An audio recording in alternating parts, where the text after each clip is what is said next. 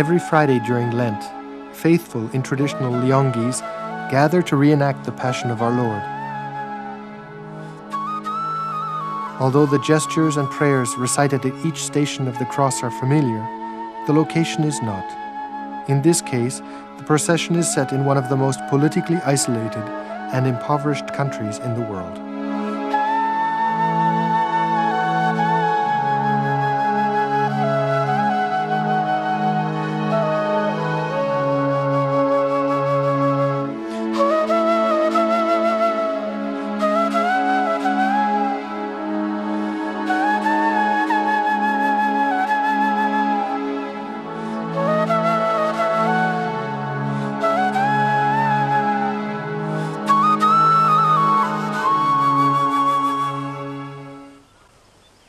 It is oft stated that geography determines history, and in the case of Burma, recently renamed Myanmar, the rugged borders have determined that it is still today one of the most remote countries in the world.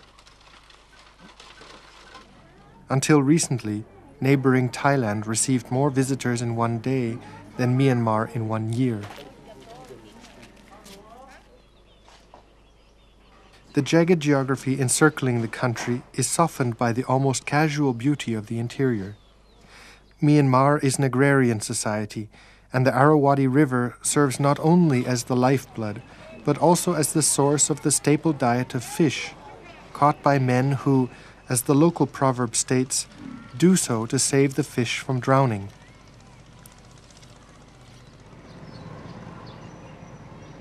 This sense of calm that pervades nature is reflected in the Burmese people. With a population of about 48 million, 85% are Buddhist. The search for the middle way, the cultivation of tranquility, and the acceptance of karma engenders a calm, if insular, existence. Many believe Buddha was born here, and evidence suggests that Buddhism existed as early as 200 BC. Today, the state religion, it visibly permeates all aspects of life. Monks in vermilion color the streets, and the country boasts over 51,000 monasteries and temples.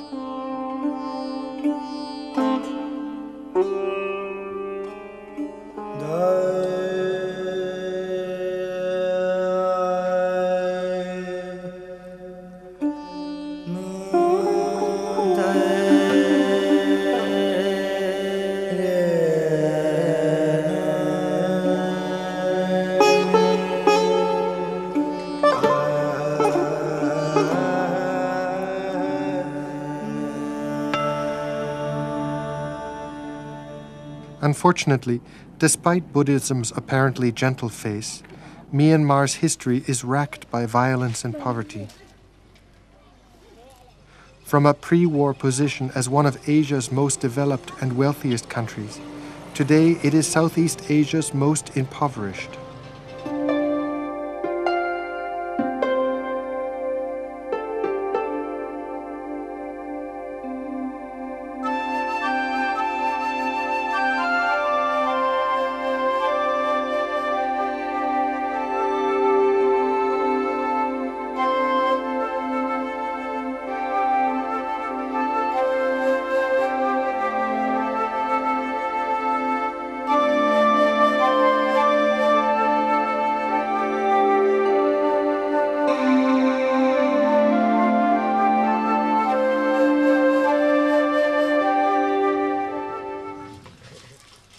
Most of the population live in small villages and towns. With an average daily income of about $1, many struggle just to have one meal of rice a day. Only 20% have electricity, and only 25% of young people go to school. With poor sanitation and health service, the population is quickly subjected to diseases such as tuberculosis, cholera, and malaria.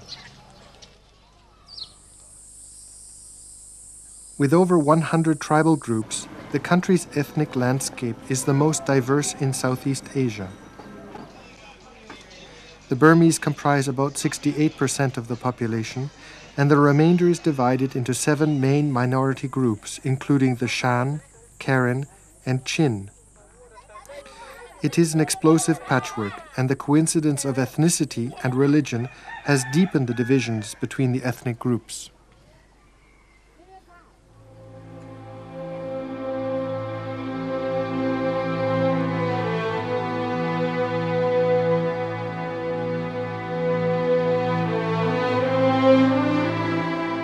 Myanmar has been in a state of internal conflict since it gained independence from Britain in 1948. Armed ethnic groups have been waging an insurgency against the central government in an effort to gain greater autonomy or complete independence.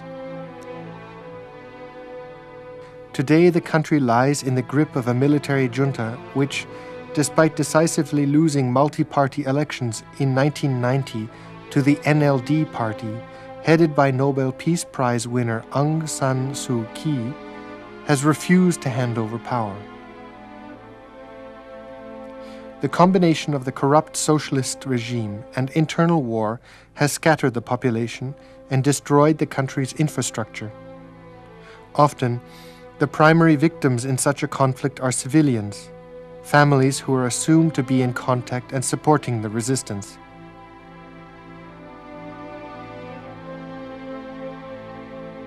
The government responds by forcible relocation, village burnings, and extrajudicial executions.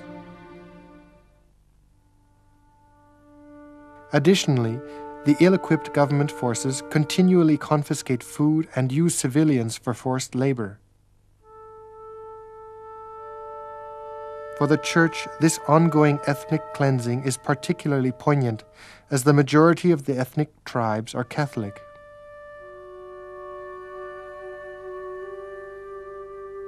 Severe human rights abuses have led to an internal displacement of over 1.5 million, mostly to the border regions. Fleeing from government troops, families, fearing for their lives, are forced to seek refuge in the jungle without sufficient food, shelter, and medicine. Makeshift camps are set up where families can find temporary respite from the persecution. As they live in isolation from the outside world, the plight of these groups is unknown, and they receive little international help. For the fortunate ones who make it to Thailand, these border camps have become a safe haven for over 110,000 refugees. Some resident for years, these families try to bury their past and carve a new life, though aware that for them and their children, there is no return. Here too, the Church plays a vital role in providing shelter, medical care, educational possibilities, and spiritual solace.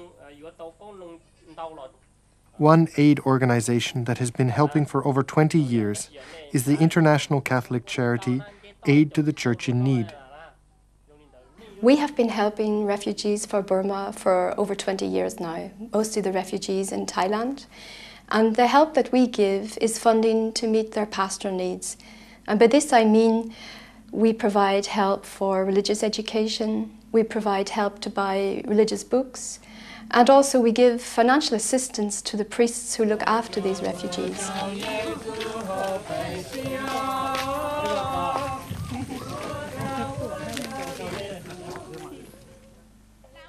This practical and spiritual support has given these people a sense of dignity and hope.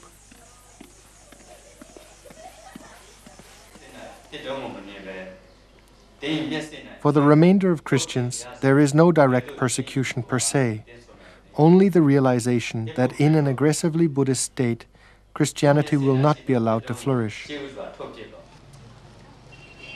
Catholics number 540,000, effectively a little over 1% of the population.